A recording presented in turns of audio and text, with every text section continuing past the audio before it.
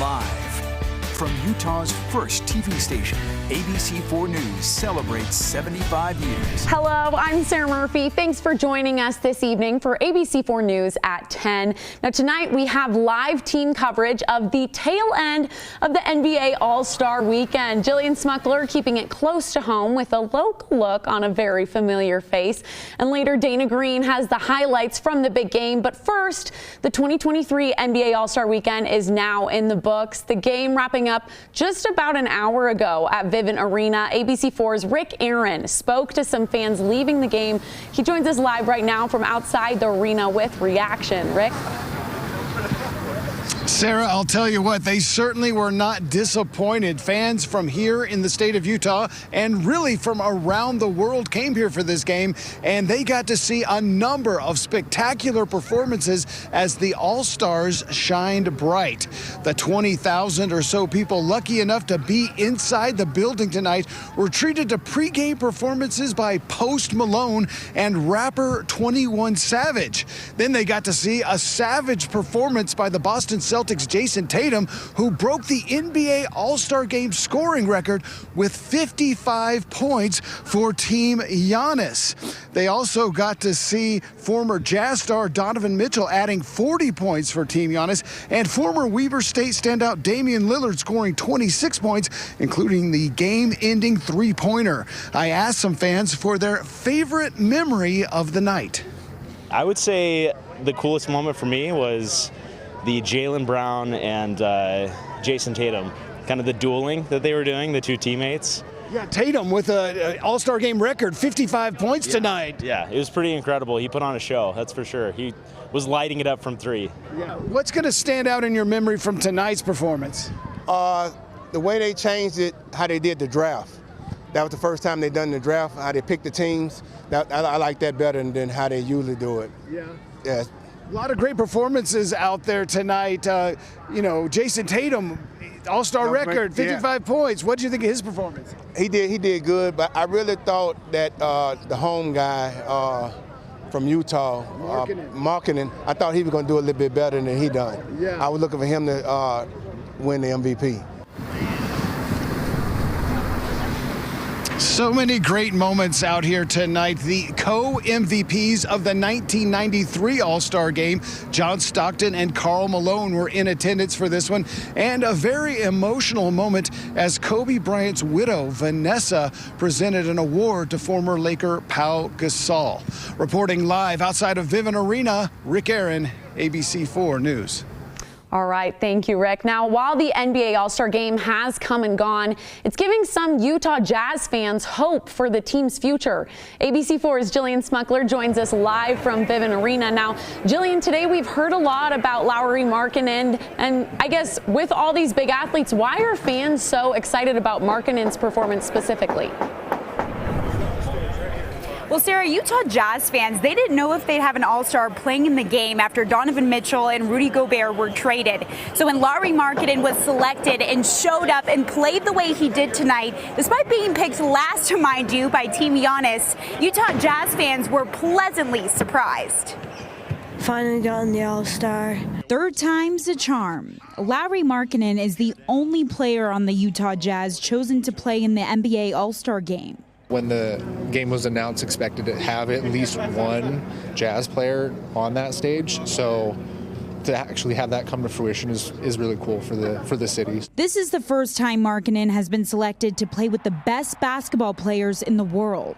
At the start, it was no one really knows who this guy is. I didn't know who he was till we got him. When the game was previously held in Chicago and Cleveland, where Markkanen used to play, he was passed up.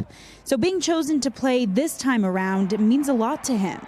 And Utah Jazz fans are excited to have him represent. A couple of years ago, we knew that it was coming here, and we thought, well, maybe we'll have Don and Rudy in the game, and it'll be a lot of fun to be able to cheer for them. Traded Don and Rudy, so being able to still have Lauri and someone that I've really grown to be a massive fan of is a lot of fun. Lauri may be new to Utah Jazz fans, but he's already proved himself as not only one of the best players on the team, but the league. He's so good. He can do threes, everything. He's like a man of all tricks. He can do anything. He's good. Despite his impressive stats, his personality is what's grabbing people's attention. there was a question asked him about when was the moment when you knew that you were that guy, and he was so humble about it. And I couldn't believe it. Many Jazz fans say the team hit the jackpot with Markkanen. He's just a big surprise that happened to us in the rebuild process. He just appears and he's just blossoming to the cream's rising right there. And he looks like a great guy, the type of guy that works well in Utah like Malone and Stockton and Hornacek and the crew.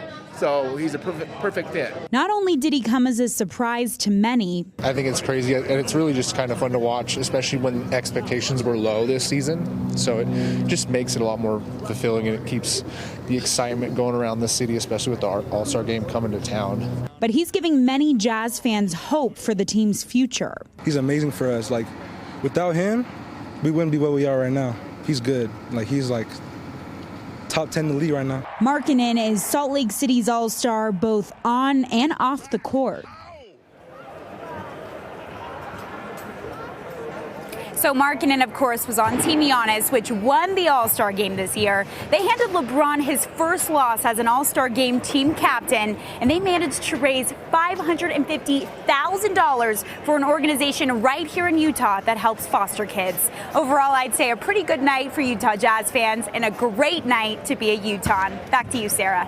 All right, thank you, Jillian. Now we're checking in on your pinpoint weather forecast with meteorologist Nate Larson. Now, Nate, seems like some sunny weather for All-Star weekend today. Oh, it was beautiful out there today. So yeah, we had the great game in Salt Lake downtown. Beautiful weather to accompany it. This was a photo captured by Meg Roberts over Mount Olympus. Just beautiful with all the blue sky that we had after a little bit of light snow shower activity early this morning. Hardly anything in the valleys, but a couple of inches up in the mountains.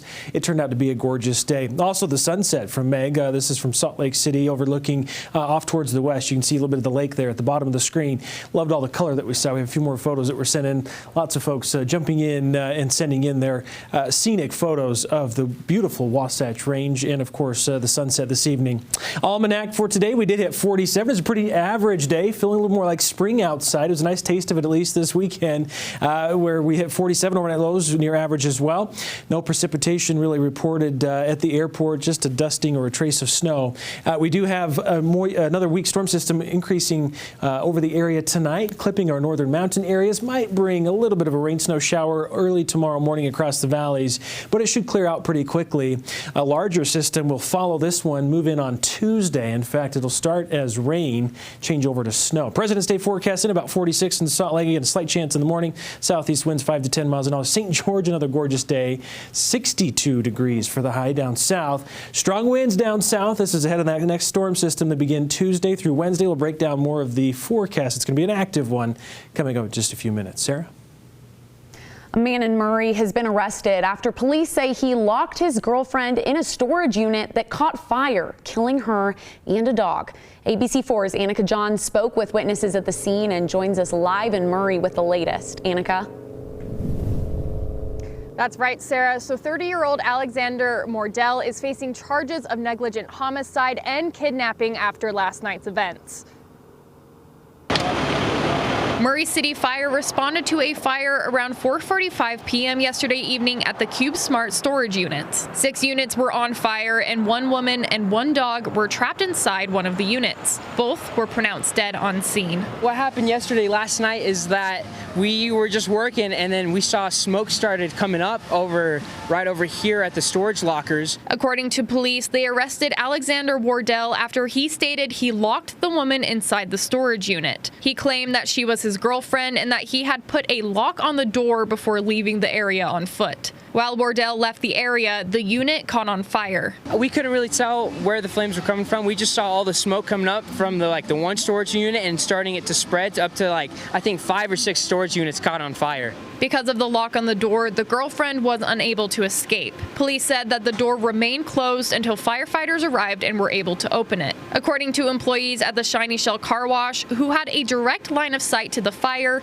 detectives came to them to help identify Wardell. Later that night, we had one of the detectives come in and talk to us and see if we had any footage of what was going on. And luckily, we had just a little sliver of the guy who was walking past right next to our gate, and they were able to ID that guy and get him in handcuffs.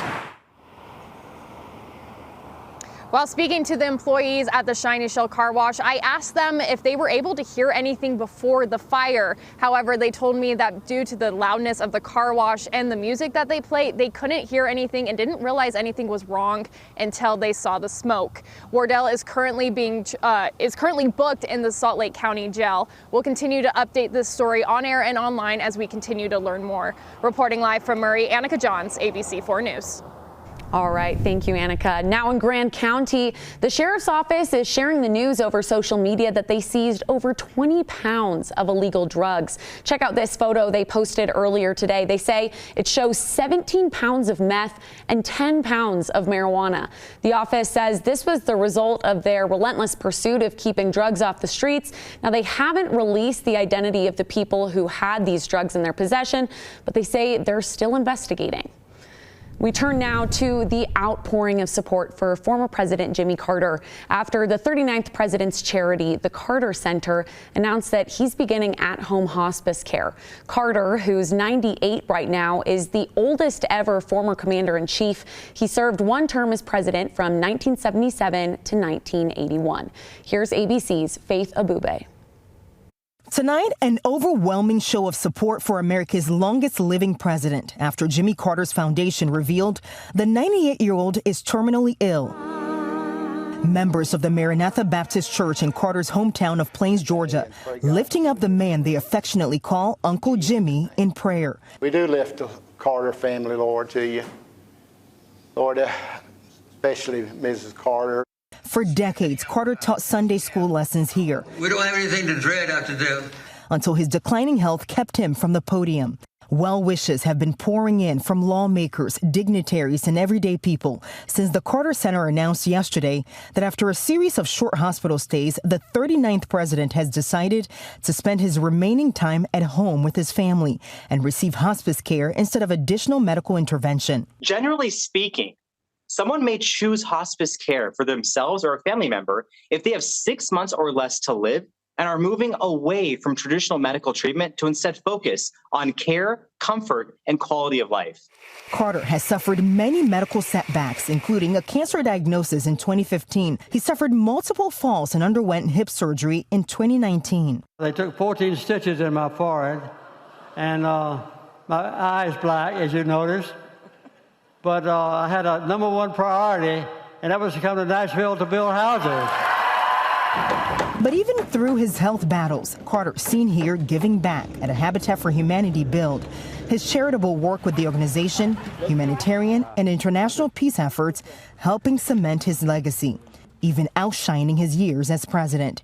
This was one of his last public appearances, the annual Peanut Parade in his hometown. His wife, Rosalind, of 76 years, right by his side.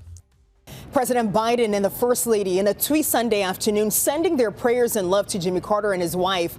The president said in part that he and Dr. Biden admire the strength and humility that the Carters have shown in difficult times. In Washington, Faith Abube, ABC News.